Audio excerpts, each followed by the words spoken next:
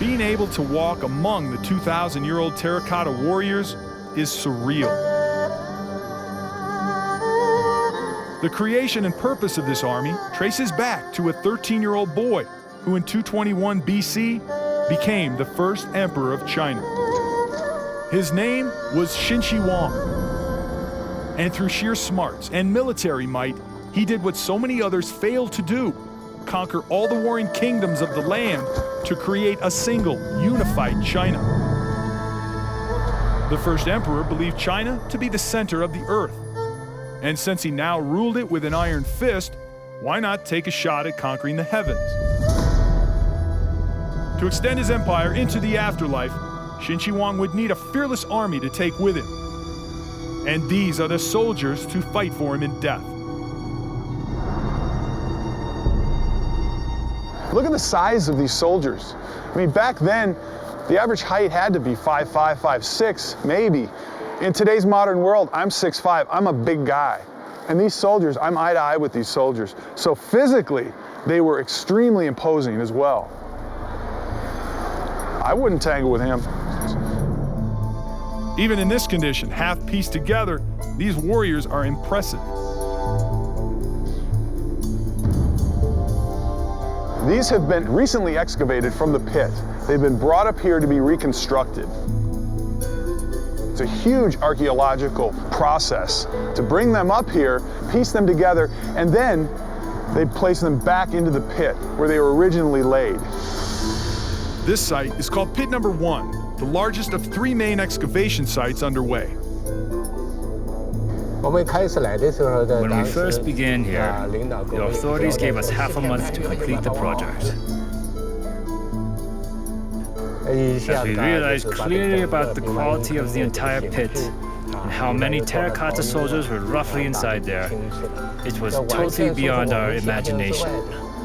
81-year-old Yuan Zhongyi is the former curator of what's officially called the Emperor Qin Wang Mausoleum and Terracotta Warrior Museum. Right. This one is very interesting. You see his cheekbones obviously built up, very energetic.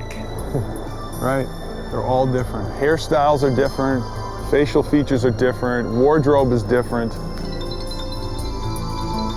Their uniforms accurately depict each soldier's rank in the company. They look like they're just ready to come alive here. Now that would be a zombie apocalypse. So, yeah, he was holding a sword. Look at the detail, the fingernails. Unbelievable.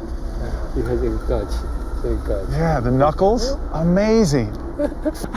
It's perfect, it's perfect. With unlimited wealth and power, China's first emperor was a demanding perfectionist. Though the terracotta soldiers were made from clay, their state-of-the-art weapons were the real deal. Tens of thousands of bronze-plated weapons have been recovered from the pits for better preservation. Many are on display in the Terracotta Museum. They include crossbows, triggers, swords, lances, spears, hooks, and 40,000 arrowheads. Some weapons were light years ahead of their time. The makers use an anti-rust chromium application over 2,000 years before the technology was applied in the West. To this day, these weapons remain lethal.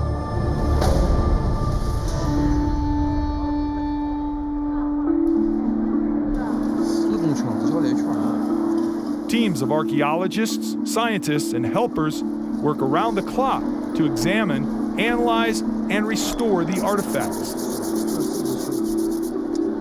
Archaeologists believe the original craftsmen used molds and some form of mass production to produce these figures on such a massive scale. But piecing them back together is another story.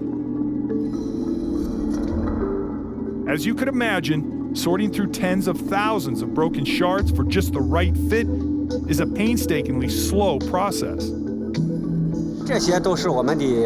Cleaning is one of the most important parts of our restoration.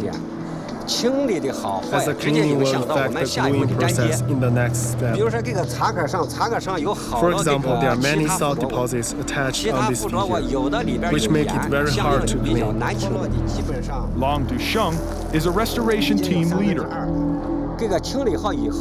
After cleaning, we will keep assembling it to figure out which parts are still missing. Then we will go back out into the fields and try to find them.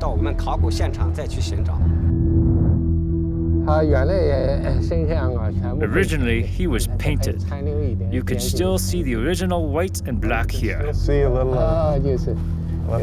The painting was vivid and true to life. All of the original figures were painted with a palette of vibrant colors. But the colors vanish when the pieces are freed from the soil and exposed to light and air. When some of the terracotta soldiers do come up with color, the team works very hard to keep it there. As with the head of this warrior, it is very nicely made and many colors remain. Generally, any color remaining is very rare, like we see here, so we need to protect it first. We use a moisture-protecting film and other methods to protect the color step by step. Bonding agents are applied to help secure the pigments to the figures. Needless to say, it takes skill and patience to actually operate on one of these ancient warriors. And check this out. When a terracotta soldier is put back together, he can weigh up to 650 pounds. Turns out these big guys weren't the only things Emperor Qin Shi Huang planned to take with him into the afterlife. Chinese traditionally believe people's souls carry on after death. So, if a man lived in a big house, he would definitely desire a large tomb for the afterlife.